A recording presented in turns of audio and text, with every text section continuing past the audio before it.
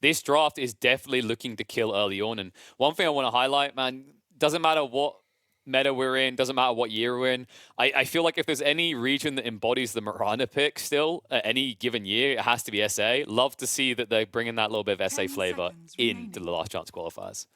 Of course, yeah, and they're going to keep this theme of they got stuns, they got initiation, they got ways to lock you down and make some plays. So Infamous certainly feeling pretty good about their chances of running. And something tells me, again, going into the series, even before the draft, I could have told you, we should probably expect plenty of action with these two teams going at it. Yes. Goes back to the South America, hell, versus Southeast Asia in general, right? So there's definitely kills to be happening. So now with the draft, there's even more of a certainty that'll be the case. But yeah, going back, T1 again, 0-2. Infamous also 0-2. They lost to Virtus.pro earlier on today in their first series. So both these teams are still looking and hungry for their first win here in the group stages. Yeah, I will say Infamous's losses looked a bit more emphatic, right? I think they were a little bit more dominated upon compared to T1, where T1 kind of went for these unorthodox strategies. They shoot great early game aggression. What I love about Infamous is they seem to feel that aggression early on is their style, and they're not shirking away from it, right? They're not saying, oh, T1 have 2 TI winners. They're going to want the aggression. Maybe we should play for a later timing. Like Witch Doctor, Mirana, Beastmaster, there's a very clear timing and there's a very clear focus on kills happening early on. But it looks like T1 are not going to let up. You got the Crystal Maiden for the beautiful mana sustain in that mid game, and plenty of heroes that are going to utilize that to brawl. Pudge, Primal Beast, and Undying. It is a little bit of a draft that you look at right now and you wonder what's going on, right? Like, they clearly want to fight, but my concern is what else do they do? It feels like the final pick for T1 needs to tick a lot of boxes.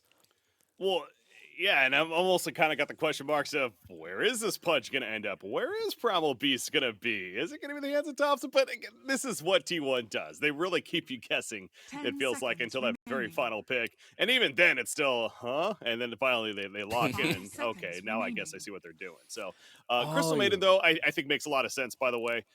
Especially against the likes of a Beastmaster, good against the pets with the freeze, in general against the leap, getaways from Mirana. So I really do like the Crystal Maiden pick, and you talked about the mana sustain. Also, something that this team will absolutely benefit from. All three of those other heroes will love the fact that they have a mana aura coming out from Crystal Maiden. But Pango for Infamous Gaming, let's just say they're keeping the theme of run at you, ready to fight at any time during this game.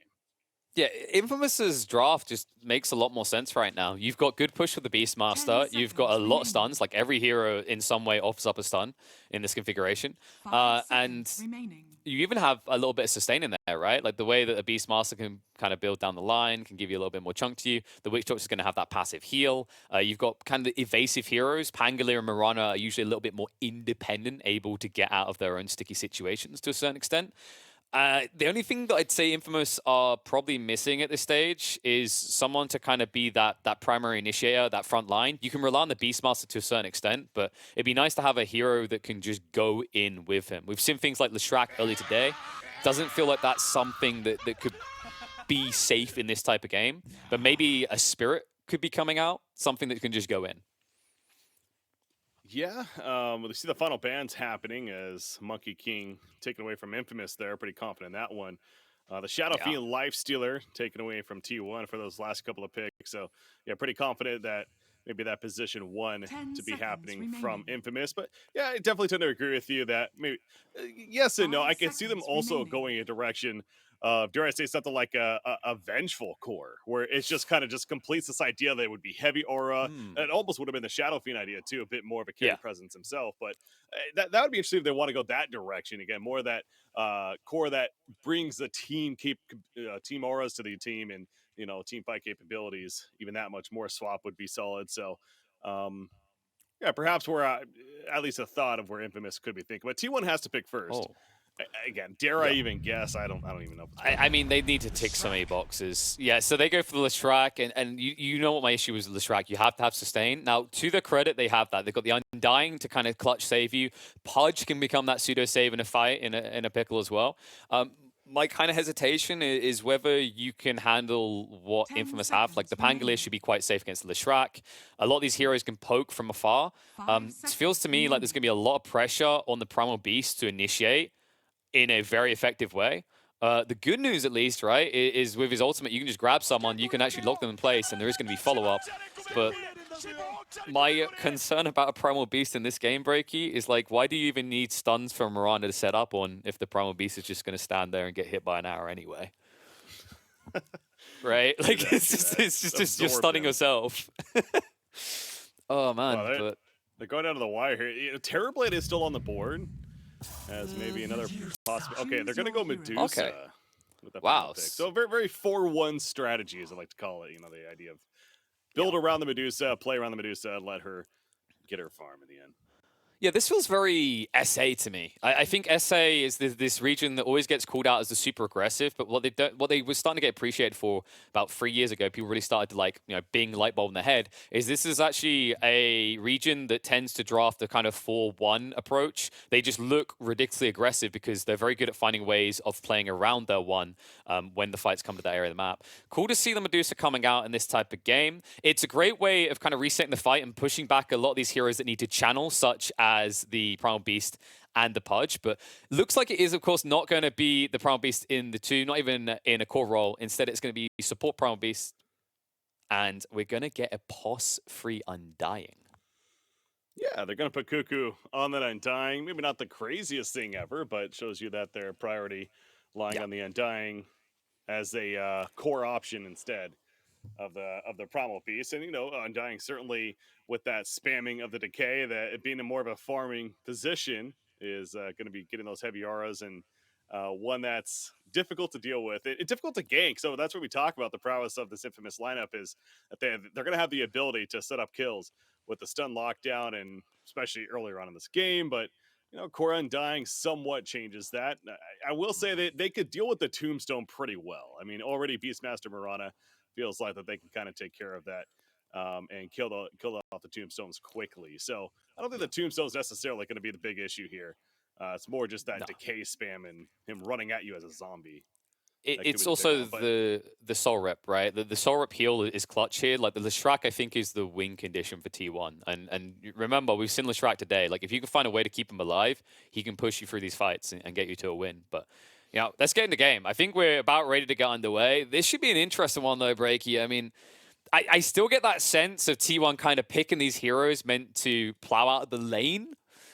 But Infamous, on the other hand, man, this Medusa, it's either going to allow them to get a very cozy, easy win in the late game, or it could easily be the bane of their existence here. I really like Infamous's lineup. I think the Medusa is that perfect pick. You know, again, they could have gone 2 different directions. One being more that vengeful kind of, like I said, they're all in earlier on strategy, or this is certainly the other option, like a Naga Siren, a Terrorblade, a Medusa as they settle for right here. And yeah, her gaze is going to be great this game. Will they have enough damage to actually kill the Medusa? That truly is the concern for Tier 1. T1, that is, in terms of their being able to actually win this game. So, especially late game as usual when a Medusa's in it, that's not going to be looking pretty good for them. So, to the point of T1, they're going to try to hit that mid-game peak, right, of being able to push and try to win, specifically with that Leshrac, the early Bloodstone, sustaining him, getting the auras on Undying, and pushing a win, baby. But got a slight pause here. We're going to quickly get back into this one. But yeah, if I honestly pick them just by the drafts, I do lean towards Infamous. Infamous have more ceiling. That's where you have to look at this. Like T1 have gone for a draft that's looking to peak probably around the 30-minute mark. So at that point, they should have deleted all the outer towers and have an opportunity to go in the high ground.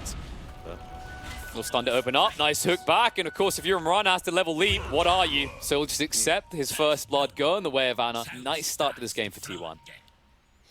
Yeah, that's fantastic, of course, for them. It's already on the scoreboard, 1-0, and into the laning phase we go. Mirana actually just holding that point in the end. As Michael still hasn't even leveled up to this time, but yeah, even if he gets leap right there, probably doesn't live. So, like let's be real. If you're leveling leap level 1 as Mirana, you've kind of already given over the lane. Like you need that stun, even if it's just for securing the creeps. Well, I got the that wasn't an. Yep, as intended, Breaky, as intended. Uh-oh. But they got him. Gonna hit there. Again, my God, Mirana gonna push him back, but they're fine. This was a really impactful laning combo, actually. The vision you get from Crystal Nova in conjunction with the slow makes it impossible for Mirage to move out of the way before she gets level 2, especially considering that Michael did not start with the Windlace. Well, finding himself just going to keep spamming those arrows. Another one going to be coming up here soon as Whitemon not afraid to play aggressive against the Beastmaster, but there's another range creep going down, so certainly doing his part there on that. So you're also seeing Frank has gone for Wild Axes. Like, he can't level Call the Wild in this lane. It's just, you're up against the Maiden who's going to get Frostbite level 2, right? So it is a very much hard-counted lane for Infamous, which is kind of unfortunate considering they're going to need the Beast to do a lot in this game. At least they hit an arrow, beautifully done, to get a kill on Whitemon, but they're going to need a lot more out of this lane. Counter, you say? Yeah, kill the cast the Crystal curse straight away, right? Pretty much. I mean, that's certainly a fair point. Yeah, the Crystal Maiden goes back to the drafting and why I liked it as well, but especially this early on, she doesn't even have the freeze just yet, and hey, landing an arrow certainly helps from Mirana to secure that kill. So tying it up at 1 apiece at least. Gotta feel pretty good about that. So mid matchup, you have Pango versus Leshrac, and it is maybe as you'd expect to be fairly even at this time between the two. And then we have the bottom matchup of Medusa. Currently looking at 12-0 up against the Undying, who's at 8-3. So Medusa, a slight advantage coming out for him so far. Yeah, like this bot lane, I mean, the Medusa should get to farm, at least in the beginning. It's very hard for them to dive together, right? Double melee up against the Witch Doctor. Someone else that we might start seeing come into play more is Voodoo Restoration now, not just healing, but also damaging around you, right? A very big difference compared to the old Witch Doctor. And if your goal is to dedicate all your attention to killing Medusa, it might actually just be that POS 5 Witch Doctor that tends to be your downfall. So someone to kind of consider whenever you dive here. But overall, an interesting approach that T1 have to this game in the Leshrac, to me, isn't really pressured on the lane. Even when Leo Style gets up to level 6, if you look at the heroes, it's very hard to rotate simply because you don't have a reliable stun to lock the Lesh in.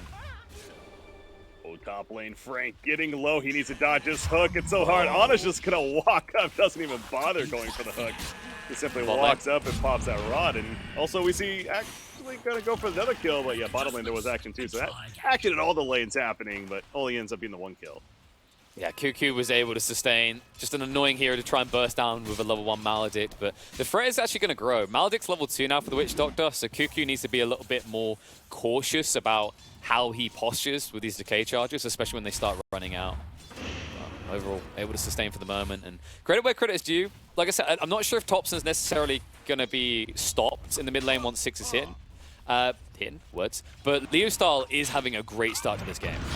Yeah. Oh, in fact, you see him right here. That's not going to be a kill, but it got damn close. But yeah, Leo Style going to bottle up another water rune and head back to middle lane. Thompson is going to be able to get a zone as no one's rotating over to stop that bottom lane. That's a kill.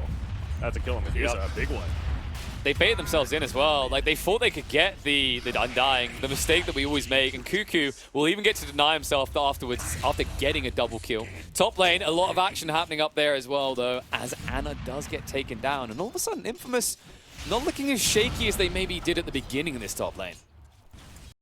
Well, we already got 7 kills in 4.5 minutes, so yeah, right on track to definitely the pace of the game that we certainly expected with these two teams going at it, and especially the drafts to come. And I mentioned the Tombstone presence maybe not going to be the most powerful throughout this game, but hey, in the laning phase, it's still going to be very strong.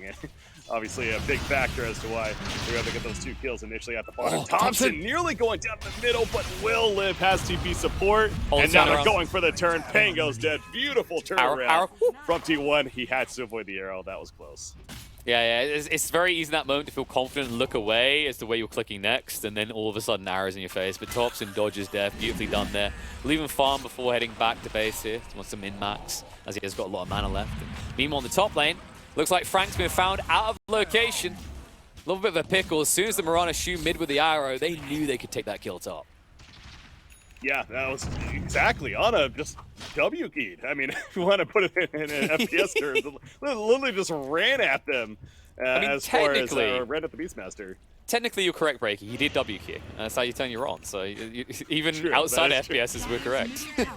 using that rot right there. Yeah, just walked right up to him and just spammed the rot, and not much Beastmaster could do at that point, of course. So yeah, good insight there as far as the Mirana not being there, as the presence being shown in that mid lane. But Mirana back up out there, pinging out on us if they want to make a play. That's a frustration in the mid lane as well. Bot lane, in the meantime, though, bigger frustrations coming. Parker barely able to dodge death here, but it's wrapping around on him. One more tap would end him. They'll finish off the Witch Doctor first, probably. Zephyr. K3. Oh, it just doesn't matter, man. It's the Tombstone zombies that are doing the damage. Kuki will be able to get the follow-up, and this lane is getting mighty spooky for Infamous.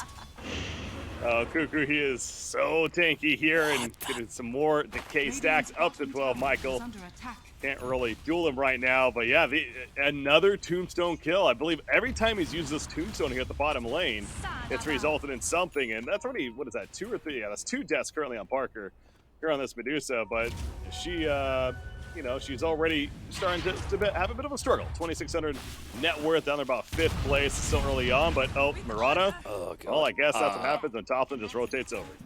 I mean, the rotation's the key detail here. Not just from the mid, but from the supports before this. Like, it feels like Infamous are slow in comparison to what T1 are doing, which is why this is starting to just turn into a dump string. Medusa out of mana and out of life. Double kill for Whitemon, and Leo Style has TP'd down here basically for nothing. It's going to be very difficult for them to mount a defense because of how long TPing heroes in will take now.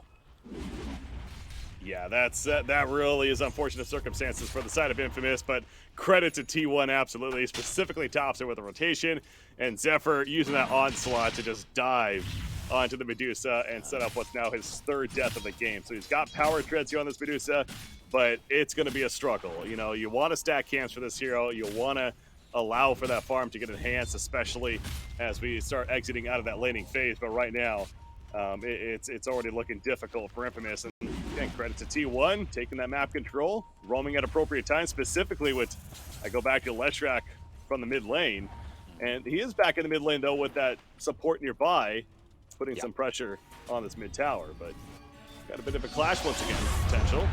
Ring control off the mark this time around, so Thompson will be hit up by the Maledict, does need to retreat away. Michael can keep poking, but instead he turns around to assist. Zephyr doesn't care though, he's already got his kill into Affliction. The irony of the ban with Maledict being the one afflicted in the end. Oh, Zephyr will die, but the amount of tension he drew, he's got to be happy with the result. Yeah, there's certainly no disappointment right there, despite trading himself. But Ana, hook, yes, it is gonna land. Michael attempting the dodge. Ana being very careful with where to hit it, and sure enough, lands it and gets the kill. So on that pudge deal working. Look at Thompson, he's gonna go into the jungle, try to steal the rest of these creeps, and he does for the most part. Punishment coming though. Leo Star in position to stun Thompson up. The slows come out, and he cannot get about. It's gonna fall down. Zephyr charges in though. Parker brought low. Stun interruption. CM not able to assist with the ultimate anymore. Primal coming out, but the Primal Beast will be able to walk away successfully. The key detail though is the Medusa stays alive. Yeah. That's important. Now again, she lost a bit of that farm, but hey, they killed the Leshrak, so an eye for an eye, I suppose. But Ana trying to find a kill. He gets one onto the Witch Doctor. He takes out the creep as well, pretty much knowing that he's dead at this point, and just runs at the Medusa for a couple of auto attacks before his certain death. So, I mean, overall net worth is actually benefiting Infamous from those couple of exchanges there, and 1,100 change favoring Infamous after that one. So it's suddenly looking a little better for them, at least. There's kind of a weird kill exchange element going on here. I think what maybe T1 aren't realizing is how far ahead they are in net worth. So like that last fight ends up being a big exchange in favor of Infamous, right? 1,100 gold. Almost feels like T1 are just playing with that confidence that they get a kill for a kill, their cause is good enough. They seem to be forgetting the supports that die alongside that story.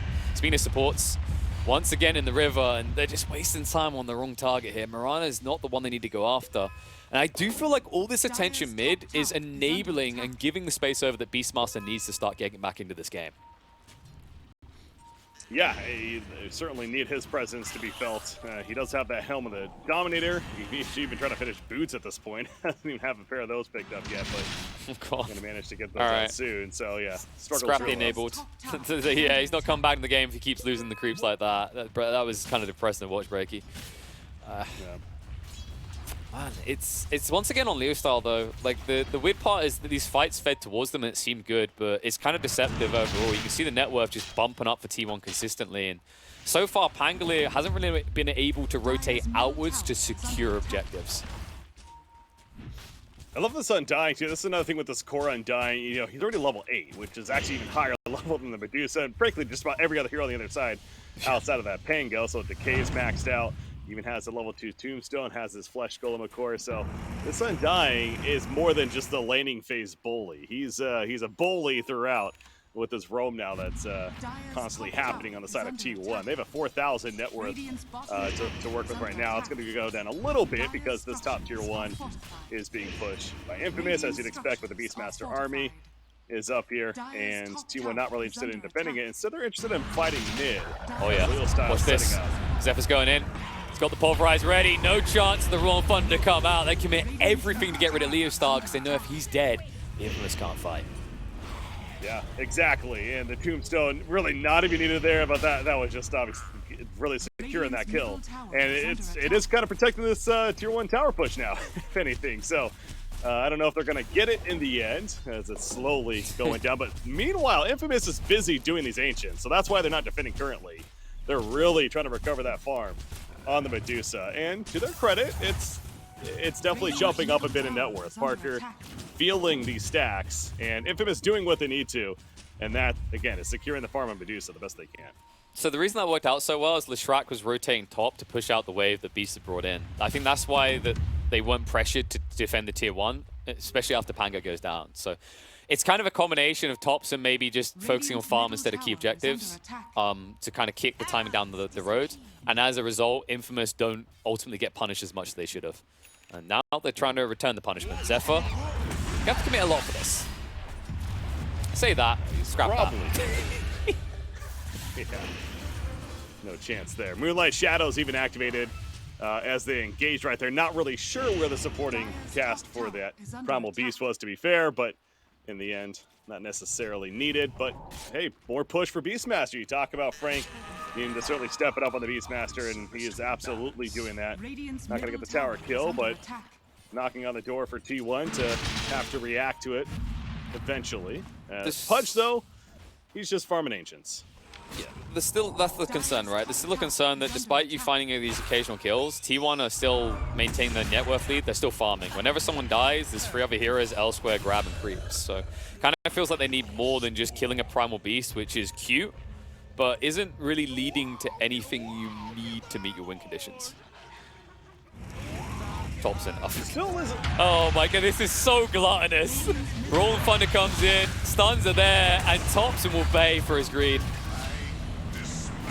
Well, Undying was nearby, only a level 1 Soul Rip though, so not even worth it at that point, and with the Tombstone, it came out way too late, so the one saving grace there, I think, for Thompson is he is able to finish the Bloodstone despite that death, but it's deaths like that will certainly allow Infamous to start climbing and slowly clawing their way back into this game, because the point I was just about to make, there's still a lot of game left, KP, and you do have an Infamous, again, it goes the understanding they know what they need to be doing, it's make that space for the Medusa, and we are continuing to see more and more of that. Beastmaster, he almost has a full Vlad's now finished to go with the Helm of the Dominator, so his pushing prowess and just team fight capability is going to be that much stronger, and we can't overlook the gank potential that continues to be a standout, at least for Infamous, and what they can do. So T1, I do feel like they need to be a little careful, but they're not going to be careful. They're just going to charge them again.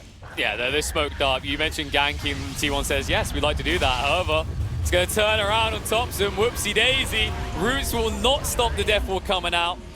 He might be saved by the Bloodstone, but it's going to be a little bit tight on the exit. Just about staying alive. No, the final tick! His health was at 1. Yeah, the Death Ward for Witch Doctor, he got an amazing duration off right there with the Maledict up, and being level 4, by the way. So as beefy as he is, especially with that Bloodstone, it didn't matter, and they just lost to Leshrac to take out and charge after that Witch Doctor, which, by the way, was a smoke on top of that. So, like, again, I keep reiterating, T1, I understand the mentality of we don't want to get in that space at that time, but it does feel like they're some of these choices as far as these initiations are a little off. Now this one's a little safer. I mean, that's the way you have to initiate. Nice hook. We'll force him away. But the point of that Maledict kill, by the way, what happened there is actually, for anyone who was astute of the eyes, the Leshrac went down to 1 HP. But the funny part about Maledict, if I'm not mistaken, it applies its final damage tick after the health burst damage gets applied. So he went from 1 health and then died to the final 12. It was actually ridiculously close to the Lesh living, just showing you how potent Bloodstone can actually be. Yeah, but on the other side of that, right, is that was a full-life Leshrac that died to a solo Witch Doctor. Oh yeah, I'm not refuting that. But my point is, like, it shows how absurd Bloodstone can be that he somehow still almost survived that, right? That's the insane part about this item. But yeah, to the point of like the tactic of walking in, I think if they do find the Witch Doctor and they don't stack, great. But he is the ultimate counter to them all walking in together, just because of Cask, Maledict, and of course, as we see, the Death Ward as well. Well, again, you have Pudge now with the Ag Scepter, so he's got that buffed up Rot, and now the T1, this is kind of the peaking point, it feels like, for T1. With that, they have the Undying as tanky as hell. He's got a Falcon Blade, but he just finished his Crimson Guard. So speaking of a nice peak item to have there as well. How is their Leshrac? We obviously talked about the Bloodstone, but they're going to 4 or 3 players smoke more so on the side of T1, hunting for yet another kill, and they're gonna find one. Get rid of him. Get rid of him. None of this crap. It's not happening. Okay, it might be happening. Yeah, he's fine. If the arrow came through sooner, though, Anna might have been going rip there. Oh, good lord. I mean, I'd be paranoid about that WD. Like, he could do, I mean, WD is incorrect. It's more like WMD, Weapons of Mass Destruction, right? Like, he has that firepower behind him. But one kind of funny thing, you mentioned this Undying and what he should be bringing to the fight. It's kind of weird because I feel like if I'm Topson, I don't feel safe in this game, because when I look across my Undying and I notice he has level 1 Soul Rip, I know that if I get in a little bit too deep, I'm either saving myself or I'm not being saved at all. This Leshrac doesn't have the IO partner to that point, right? No, and I understand the idea of having an Undying. Yeah, sure, he can provide that Soul Rip deal, but it's certainly not the same capability, even if it was level 4. But Undying apparently walks into a death trap right there. The Bloodstone going to be activated once again. You see this the scream coming off in the background from Parker, but it has worn off, and now with the Stone Gaze worn off, he's in trouble. But Medusa's just dead. The Dismember on top. The new Blink picked up by Anna, able to get the positioning as a result. And that's a 3-for-1 easy fight for T1 in the end. I mean, it's just the bait of the Undying, right? You see an Undying, let's just kill the Undying. What's he doing in our ancient area? Well, that's the trick, right? What is one of the rules of Dota? You do not all in an Undying. He wants you to use everything possible.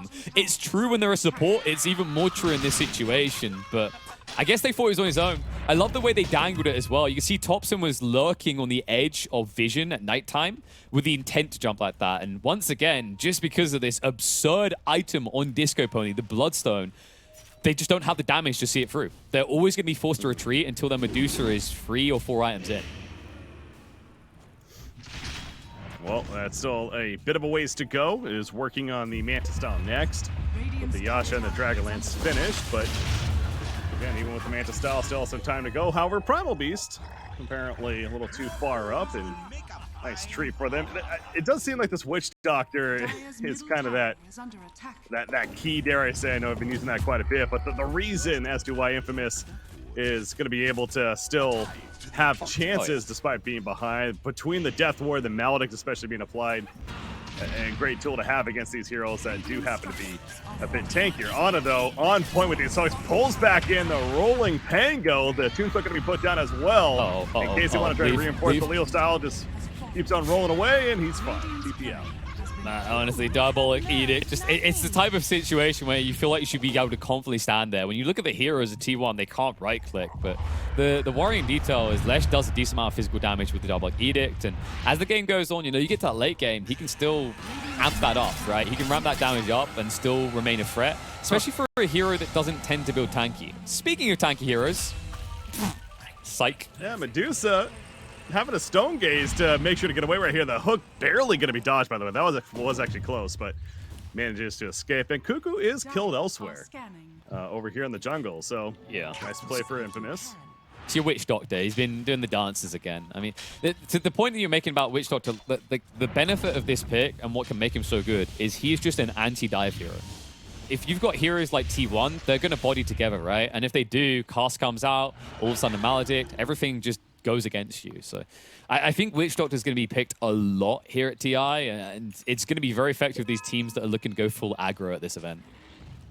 Oh yeah, definitely a great hero for doing that. And the shard on Witch Doctor, if you can farm that, pretty good as well. But mid lane, by the way, another blink use from Ana, jumping right on top of the Mirana, giving him no chance to react with the Dismember immediately. So another free kill for T1 happening right there. But yeah, as I was going to, with the shard, which he does have, for the Voodoo Switcheroo, nice tool for Witch Doctor to be able to do even more damage potentially in these fights. But still, they need a lot more. It goes back to the Medusa. There really is no other way to put it. The Manta style, it's getting there at least. But is this a game where it feels like he needs a BKB? I'm sitting here looking. I mean, BKB would certainly be great, especially against the likes of a Leshrac, right? But it's not the ultimate answer. Again, they have ways to pierce it, so. Yeah. And it's a case of like BKB, if you think about the heroes you're up against, a lot of them are channeling, looking in a direction. Stone Gaze should be good enough to deter a lot of people. I think you just want to bulk up and reach that late timing. Now, one upside I was going to say is T1 aren't necessarily the best Roche takers, but when you're out of position like this, they can make it work. And, oh, they might get a census going on. However, with the Medusa and Witch Doctor bot, looks like T1 might get this for free.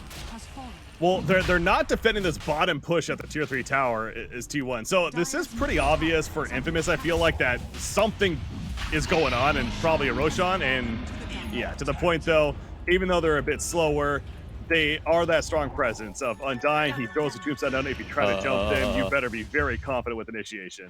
And okay, I was getting worried for a second there. The Centaur stomped all of them in the dire triangle, and Affliction almost died to neutrals. Oh. My little heart can't take it. Well, he's fine. It's okay. So, you know, but you don't. That was it was good decision making though from T1, and understanding that kind of that spike that they've hit as far as, all right, yeah, we're gonna do Roshan. We're not gonna make it the most secret that we're doing Roshan, but they feel way more confident right now if a team fight was to break out, and for good reason. This Medusa still needs farm. That's a dead Witch Doctor. Yeah, he couldn't resist the temptation to cast on the lane. And it looks like they're going to lose the big creep as a follow-up. They even throw out the Pulverize to make sure the Drake can't walk away. Well, the helm of the Overlord, of course, picked up a Beastmaster, but unfortunately losing his Black Dragon there. Yeah, the worst part about it is, like here's a weird kind of thought for you, actually. Is like look at the cooldown on Helm of the Overlord, and then look at the cooldown on Pulverize. It's actually worthwhile to Pulverize to kill the neutral. It takes less time to get Pulverized again than it takes to Dom once again. Oh yeah, Pulverize. Very short cooldown, down to 24 seconds at that level 3, absolutely. Who, by the way, probably does have a BKB as well picked up, so that's going to be a full 9 seconds coming up right here for him. So even more freedom to just onslaught in, you know, pop that trample and Pulverize the appropriate target, whatever finds necessary. So T1, it's understandable. They're not afraid right now to just kind of group up, be together, and make this push happen. You throw in an Aegis, obviously that's the biggest reason of all as to why they're doing this. Now, how much pressure are they going to be able to put on this tier 3 tower? Infamous, they certainly got to defend this. They're going to put a lot of pressure in. They're going to force the glyph out, and then you can just reset, right? Diabolic Edict, only a 22-second cooldown. If you leave a Lesh alone in your base, it's going to disappear very fast, which is why they're quickly TPing into address. But you can see T1, they want an opportunity to go in here. And once again, the poor Black Dragon is going to be the one getting punished. It is something there, but just remember, just like Pulverize, a very short cooldown, so very worthwhile to use it on a Black Dragon, and sure enough, the Black Dragon's dead. So Beastmaster, he's not the happiest right now. And tops in. Good God, if that had been the wrong place, wrong time. And actually opens up an opportunity to go in. Hook's going to come out into the Dismember. So Pangolier can't even initiate here. Instead, he's going to be popped and dropped. And Frank, Primal Roar. It's a leave me alone scream. But Zephyr's chasing. BKB still activated. He'll stick on top of Frank. And just as T1 were probably willing to leave the base alone, now they're going to be invigorated to go in again. Yeah, and Leshrac now shows up. Again, Thompson wasn't here for the very beginning, but with him showing back up, they lose a Primal Beast, but maybe Leshrac regretting this. He's got the Aegis. It's likely going to be burned. There we go. So eventually goes down, but of course resurrecting with that full life, full mana. So This not the end of gaze. the world. T1 pushing back in. Buyback for the Witch Doctor, the Son of Medusa. There's that Stone Gaze and the immediate retreat for T1. But I don't think it's going to be a full retreat. They're likely, maybe it is. They are going to fall back, take the jungle, and feel comfortable with what happened right there. Well, they did gain even a bigger net worth lead because of how that played out. And they kept Infamous in their base. This Medusa isn't accelerating towards a win condition if she's just sitting at home, not really doing anything, not getting out and farming creeps. And as soon as they back off, you notice what happens. They go hunting because they realize Parker's got a lot of farm to now recover from all that time stuck at home. Pango, by the way, the Ag Scepter has that shield crash buff. That's an illusion. Did they even realize that? I don't think they do did. now. Well, bad time to realize, though. Unfortunate. Man, T1 are just relentless, right? Like, you mentioned it on the bot lane, these low cooldowns, they just allow them to keep going and going and going. And although there are heroes that counter them out, things like Primal that can interrupt your channels and arrows as well, with the BKBs, they're forcing very heavy investments in exchange for these low cooldowns. Yeah, both the Undying and the Pudge, and again with the Primal Beast, all three having those BKBs on them. So yeah, T1 doing very appropriate strategy right here of taking out the jungle creeps as they retreat after pushing the base. Zephyr, he's going to be forced to bop a BKB, I suppose. There he goes in, he's got pulverized, switcheroo. Happening for the Witch Doctor, and there's bloody support coming in from T1 now. So this is definitely a dead Witch Doctor. Stun not going to be in time from Mirana, and he's out for a minute plus. That's a dieback there for Witch Doctor. So they're missing a lot of a threat now, is Infamous. Luckily, he's the lowest level in the game, right? So that dieback not as long as it maybe should be. But still long enough that T1 can exploit this. The mid wave is coming in. Pango is trying to draw their attention back home, but I think instead, actually, the goal here for T1 is going to be to pivot top, push it, maybe take that tier 2. Although as soon as I say that, Thompson needs to be partying. Oh, wow. Real style, though. Yeah, but he rolled funded. He's got TP, worst case. I mean, he's kind of just toying with Thompson, it feels like. But he's going to be rolling out eventually. Ana's dead. Yep, they got the Primal Roar, the follow-up as well. Whitemon at least able to get away with the Glimmer Cape, but great maneuvering by Infamous. They forced the rotation back out of Thompson and then immediately pounced in the mid lane. You know, that's similar to what it felt like Infamous was trying to do to that previous fight where Thompson was porting away as they were engaging. So he actually did end up porting away, but it was because of how the initiation happened. I believe it was a hook onto the Pango that started it off, and T1 got the great execution there. But yeah, that's kind of how they hoped it had gone before, where Pango was distracting, Leshrac forced to kind of fall back and deal with him. And then without the Leshrac there, Infamous felt much more comfortable taking the fight in a 4 versus 4 scenario, which of course ended up to their benefit. So still in the position 1 Pudge. But you still have this very farmed Leshrac to answer for, who is level 20 now as well. So we're seeing that Pulse Nova damage increase to go with him. The Cayenne Sage finished. And those level 2 Boots of Travel, I don't even think we've mentioned yet, but it's why he's been able to be so mobile throughout the map in this game. And he also just got delivered a BKB. So 4 of the 5 heroes have a BKB on the side of T1 right now. You got a Glimmer Cape on Crystal Maiden. Good luck. I mean, if you just continue on like that, you'll just sound more and more like a Lesh Thompson fan at that point. You're like, and he has this, and he has this. Like, we get it, the Lesh is big, but Infamous proved a weakness in the way T1's playing this game a little bit there. Like, when Leshrac goes back to deal with the Pangolier, that's 20k net worth of your team entirely just gone, right? It's not in the fight at all. Yeah. So what Infamous have realized is this boost of travel is kind of a double-edged sword. You've got a lot of mobility, but as soon as you TP somewhere, you're out of the picture for 30 seconds. And because you have that flexibility to TP everywhere, Thompson's going to look to use it pretty much every time it's off cooldown. Now, what's one of the best ways to kind of help climb back in a game that you're behind a net worth? Well, is that rat strategy. And when you have Beastmaster, it's certainly a hero that is capable of that. So we're seeing on the top lane constantly. The flash coming. Frank doing so. Jump in. Zephyr in with the Pulverize. Showing the due respect across the Infliction. Will not give the Witch Doctor a chance to cast a single spell. But again, if you're Infamous, I think considering where the game's at right now, you're fine with that. He's almost playing like a movable ward, but no, they're not fine with this. Pango, he needs to get out of here. Roll Thunder comes out just in time. Primal Roar to save the day. Medusa doing a lot of damage here, and Thompson slowed in the retreat. They'll need to get out quickly. After the reset, it does look good, and Ana won't be able to trick them with a cheesy hook here, but overall, Infamous miraculously getting out of that unscathed. I know you talked about this earlier though, but it's one of those. Even though no kills happened specifically in that fight, it's still a pretty big victory for T1 because you look at where Infamous is at the minimap right now. It's specifically Medusa. Yes, she is starting to push out this top lane, but constantly being restricted to pretty much her base / just outside, and hasn't been able to do this often, but is going to be able to farm up at least the Ancients. Not really a stack, but hey, you'll take just those Ancients that happen to be there, gets the stack off, and we'll manage to do the next pair. So still very efficient farming for Parker, honestly, considering the situation, at least making the best of it. So, but the net worth lead overall, understandably, does continue to grow for T1, now up to 12K plus.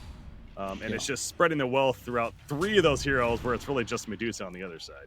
Think of this a different way, Breaky. Like, what happened in that fight, like, the reason it's really good for T1, it's not even just map control, it's the ultimates used, right? So Roll and Thunder goes on cooldown, 70 seconds. Gaze goes on to cooldown. Like, all these cooldowns are longer than what T1 has. However, T1 didn't look to pounce, and now as a result, these are all coming off cooldown for Infamous. They're ready to fight here. Roll and Thunder in, stun control looks good. The follow-up as well on the Thompson means he cannot move, but Anna's there to save the day with the hook back. BKB comes out, and now they're going to have to stand and fight because there is no way Infamous is letting them away from here.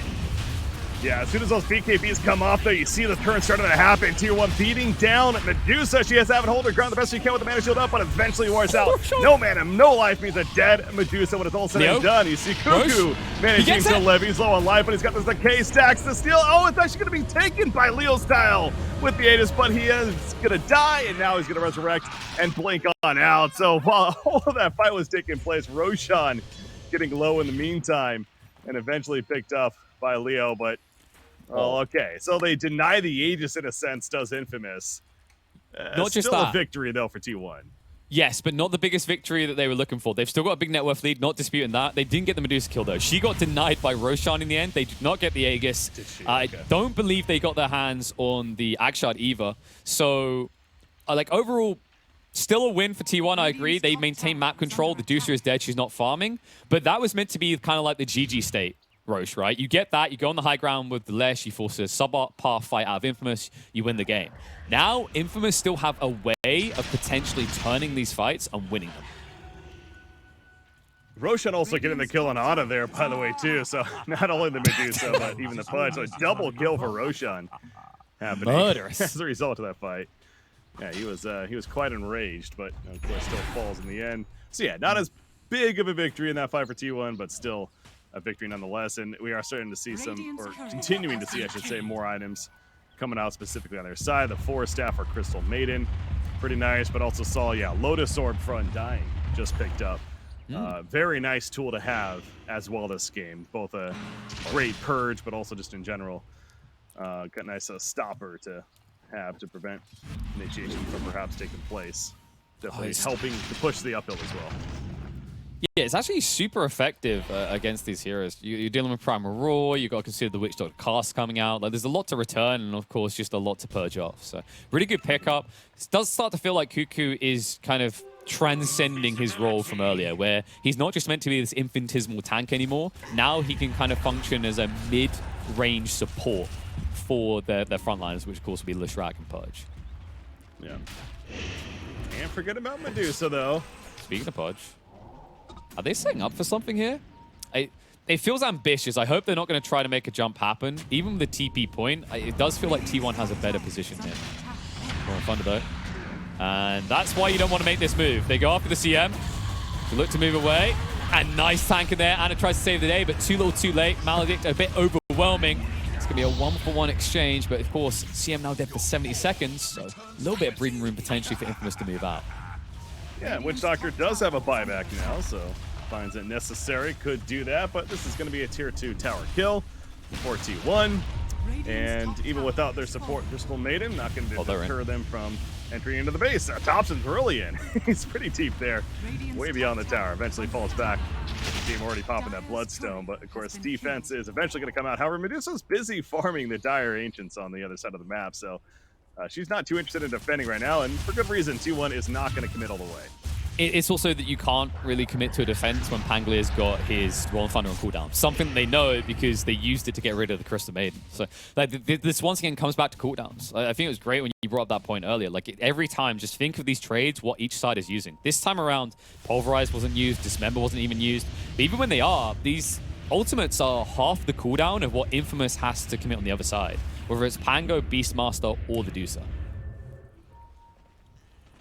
Hawks constantly going out. I will say Beastmaster queuing up that shard.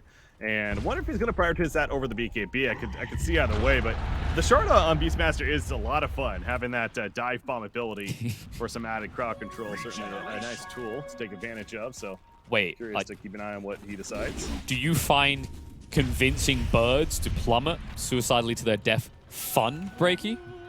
Yes, if you want to put it that way. Yes. All right, now I understand why. Or Mr. Glue Factory. Now I understand why they called you Break in Dota 2. You'd be breaking those poor little Hawks' necks. Damn. It is. I mean, hey, man, you said you like seeing them dive, but I mean, it is effective, though. Like, you raise it as a fair point that it can be useful, and the reason it's useful here is because of the channeling that T1 belong.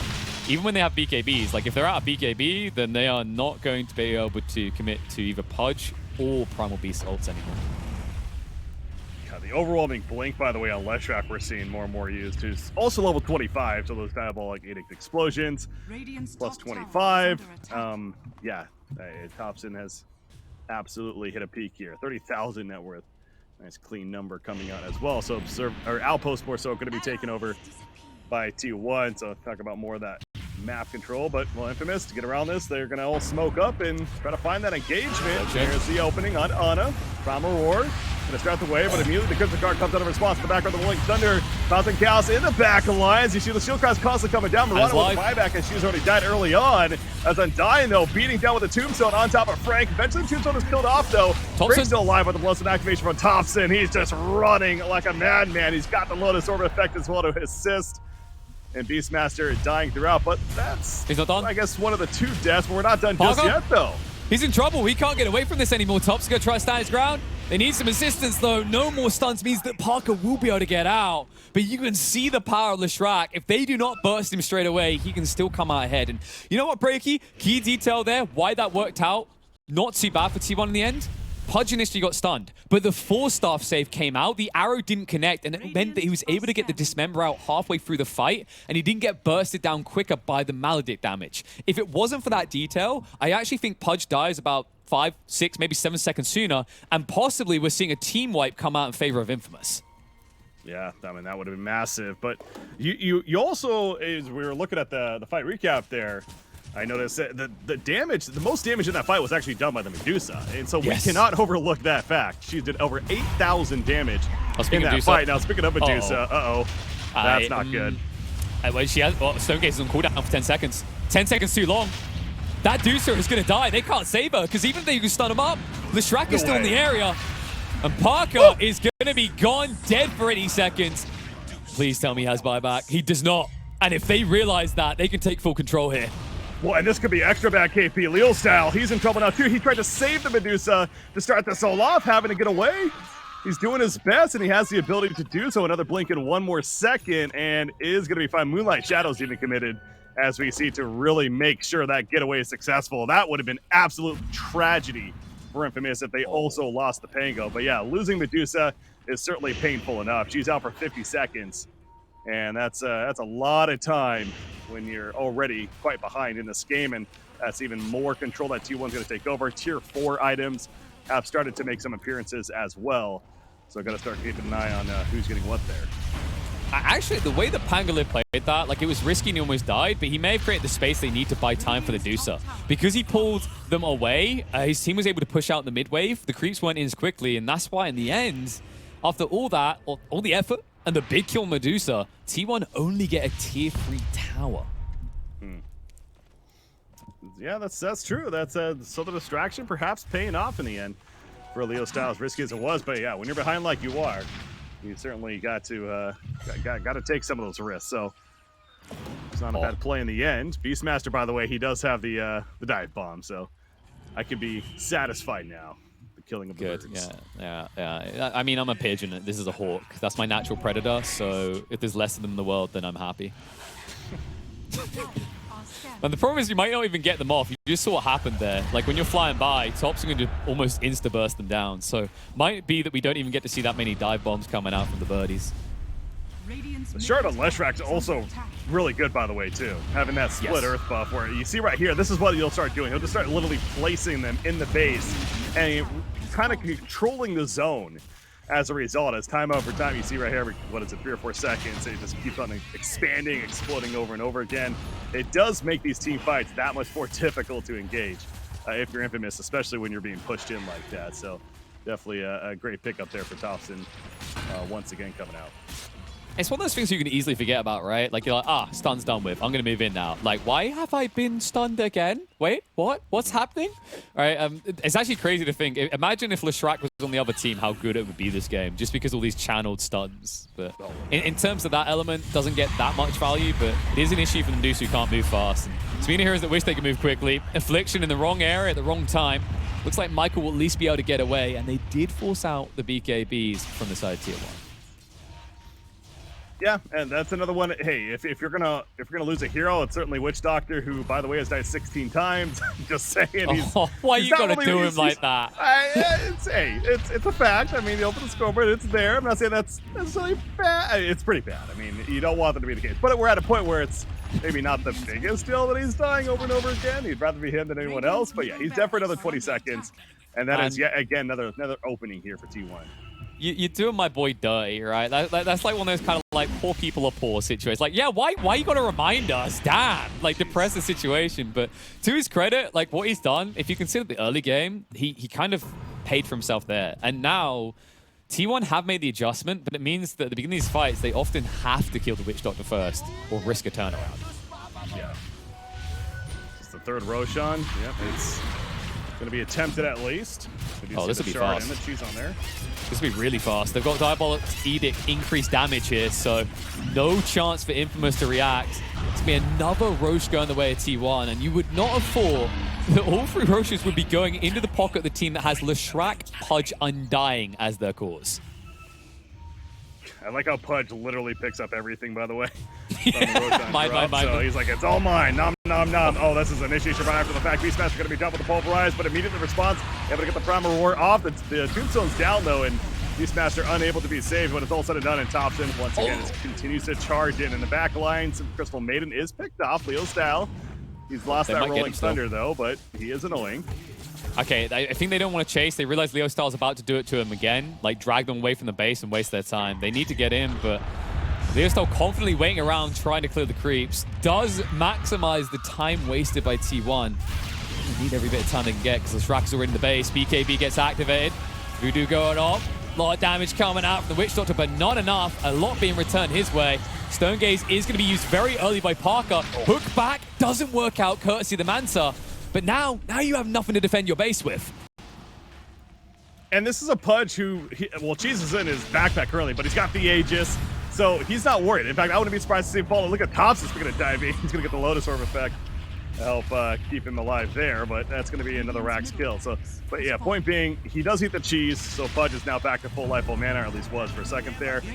He could just jump in at any second, feeling pretty confident. The overwhelming blink he also has to go with the Shivas. The positioning for Infamous, it's got to be so difficult. The hook almost finished right there. Good job by Leo Style.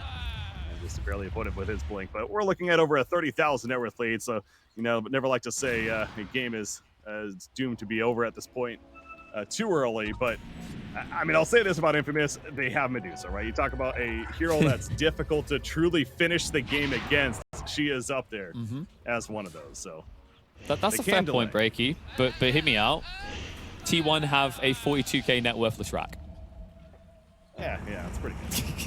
Yeah, that's not too bad. Like it's like, I've done better in my pub game. You know, it's not that impressive. Oh god, I think anyone can do better than this Witch Doctor's KDA at this point though. 18 devs now on the board. Hook back, doesn't quite work out the way intended. Roll through from Leo Style. Follow up looking good with the Primal Roar. Cuckoo staying alive at the moment, gets forced up even deeper, and Parker forced to activate everything and stand his ground. But Pudge will give over his life. It's only the Aegis, however, and the bigger issue remains. Thompson stands his ground, but goes deep. Maybe a little bit too deep here. Bloodstone is good, but I don't think it's that good. Or is it? Yeah. That was a risky time for Thompson, but as I say, risky, maybe not so risky. They're going to get the kill onto Medusa. Oh, maybe not. Actually gets forced staffed away. You see Punch take the sun as well. Finally going to be wearing up in there, but the pulverizer slam dunk onto Medusa. She is forced to buy back onto though. Popping the refresher, running back in with another dismember, but he's going to have to BKB and run himself, getting on out of there. So there's a couple of times there where I was looking at T1 and being like, did they actually overcommit here?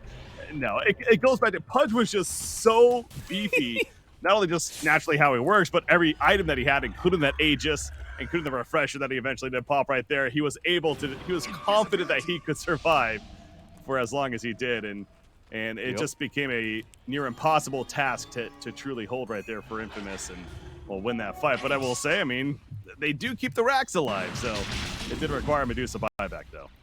It did also require T1 deciding to like dive pretty deep there. You can definitely feel the confidence they're playing with though. T1 still extend that lead further, and a movement on the top lane this time. Medusa will look to retreat away, and Silver Edge will get her out. But you can just see how confident Thompson is in this game.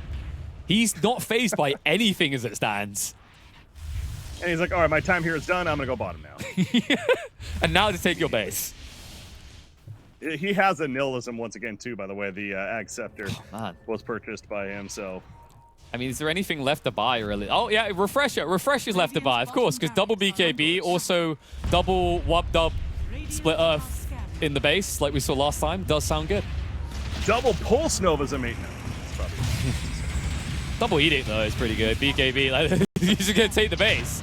Great, let me just refresh and ignore your existence. Bye. Oh my God, over here, they're not ignoring assistance. The Crystal Maiden. They're going to take her out of the freezing field being used, but she goes down. So does the support on the other side. Once again, a Witch Doctor. However, Beastmaster left in no man's land and picked off. He's dead for 85. Has buyback on the Beastmaster, though. Certainly going to come into play here, but... Okay, thank God. I thought they were not going to pick up the gem that they really need because everyone keeps Invis surviving against Leshrac. They've now got it on Zephyr, which means that next time Medusa gets found out, she gonna be dead. That's my professional analysis. She gonna be dead. This is going to be a jump for the Rolling Thunder, but again, they're really desperate at this point. It's Infamous with a slam in the background on Parker. Buyback from Beastmaster does come out. You see the Andis going to be activated on Primal B, so he's fine for the time being. Pudge, BKB's protected by that Tombstone, not so much. Although the Rip Heal is going to help keep it alive a little bit longer. KP, the base though. This is the last stand for Infamous. Yeah, and it feels like they're already on their knees. Extra Rax is going down. There's just one left. The stun comes out to stop the TP bot, so Leshrac will have to walk there to finish off the Rax. But then it's going to be Mega Creeps, and man, gotta give it over to Ana there. This is such an infuriating draft to play against. He's got the Ag Shard, so he grabbed his Leshrac when he's been initiated on, saved Thompson, regen him up to full, and as a result, it feels almost impossible to kill off Thompson. There it is again. Ana's in, saves the day, saving Private Thompson here. And even if he comes out now, he's going to be regurgitated in full health and happy. Oh, they're trying to run it this time, but no, he pops on out like a special surprise and jumps right in. Looking to take out at least a Beastmaster chasing after the Medusa as well. Once again, Witch Doctor, he got hooked, he's dead, so a bit of distraction there, but we have Mega Creeps still spawn, so it does feel like Infamous just delaying what seems to be the inevitable, and there's that once again from Pudge. Going to be using that to remember on his teammate. We've had Saving Private Tops and Saving Corporal Cuckoo. Where are we going to go next? This is the White Mon need a little bit of assistance. Zephyr's dead. We can't help him. I mean, then again, Pudge does like bodies, but damn, I just love the way Ana's kind of switched to this full utility role, and it's super effective. Like, his goal is no longer to kill because he realizes that Thompson, if enabled, will destroy everything in this game. Well, this is definitely what naturally Pudge really does, right? Especially in the core role where, again, you enhance his farm, being in that position 1, he's able to get the early Ags, and then he's just accelerates from there. He pops it, he jumps in, pops a rot, and he's so difficult to kill alone with the flesh sheet, let alone the items that he's able to build up, that you ideally have to have that carry around him. Of course, in this case, being a Leshrac, to certainly then take over the game, who I know we keep going over this Leshrac and how impressive it is, but one more, he's almost level 30. I mean, that's not something we get to see too often. But that's going to be a full talent tree very soon. It's not just the talent tree, really. It's just me looking at that net worth. 50,000. Yeah. The next closest, 29. Almost half at 29. That's insane. I mean, I've got to give it. He's basically, like, you know, it's kind of weird. The way I'm watching him play this map and the amount he's absorbing himself, It reminds me of the good old day. Oh god, I'm not gonna say good old days. I'm gonna puke. Of the old Naga builds where they'd farm all 3 lanes, right? No one else would get any say in it. He's just everywhere. He's farming everything, heroes and creeps alike. And the beautiful thing about the way T1 is drafted, we wondered what the end game state was. We mentioned on the Shrek, but I didn't expect it to this degree to just be full utility and save around Thompson. But damn, is it effective to watch. Now, I'll say this. One more thing for Infamous. Again, I'm not trying to sit here and act like, oh, they have a great chance here. They don't. It's a very, very, very, very small chance. But I think the one winning condition that Infamous has right here, at least giving themselves that chance, is delay this game to 60 minutes, right? Get those tier 5 items. Try to you know, get the RNG in your favor and win off of that. Now, like, obviously, a lot easier said than done. That's still 9 minutes away. And, of course, T1 is going to be protecting that idea. But I think that's naturally what Infamous has to play for here at this point. But speaking of that, T1, they do not want to get to that point. They want to finish, and Roshan helps with that. Yeah, it's quite nice when you get this many Roshes in and you realize everyone on your team is going to be full Ags and Ag-sharded at this rate. I mean, the only ones left are the supports. Ag-shard already on CM, and each of them could be doing an Ags, but they're close to just having the full blue. And it's crazy to think, once again, that throughout this whole game, Infamous, the team of the Medusa, the Pangolier, and the Beastmaster have never had a say in Roche. It's a Divine Rapier, by the way, on Medusa. I mean, that's another thing you would expect in this case. Yeah, so the same issue remains. Like, if you get stunned, you're not using it, though, right? Like, Primal Roar can save you from one, but there's Dismembers, and then there's also Pulverize. So they need something else, like a refresher on maybe your Beast or a stun. Initiation coming in. Don't need this to happen. Beast ult, push it away, can't get out, has to buy back straight away. Now the dive in towards the Medusa. She's holding on that Stone Gaze, but forced to use the BKB and is currently disarmed. Now she can't go in. Yeah, she was struggling from the very beginning of that. Buyback, brother, and Christmas are going to be coming back in. Buybacks on both sides, especially on the Radiant, but they're just pushing into the Fountain Medusa. With the Divine Rapier, though, standing here, guarding the Fountain. Rampage on Thompson. Because why not? He's getting low, though. Nice Manta. It's going to be enough for the kill. The red numbers come out, but immediately Leshrac buys back and teleports right back in. It's like, all right, we had my fun. I got my Rampage. Let's actually finish the game now. Fortification, but GG's already called. So it is actually official, KP. T1 will take game 1. T1 looking tier 1 in this game. This was well drafted and well executed. Not necessarily the easiest of drafts to execute, but their approach, I loved it, right? Like, we highlighted the fact that Infamous looked like they were playing for this kind of run and gun at you style of Dota. They were willing to fight early on, and I love the fact that T1 didn't shirk away from that and actually found a way to exploit that with their draft. Really interesting potency that you see on this Leshrac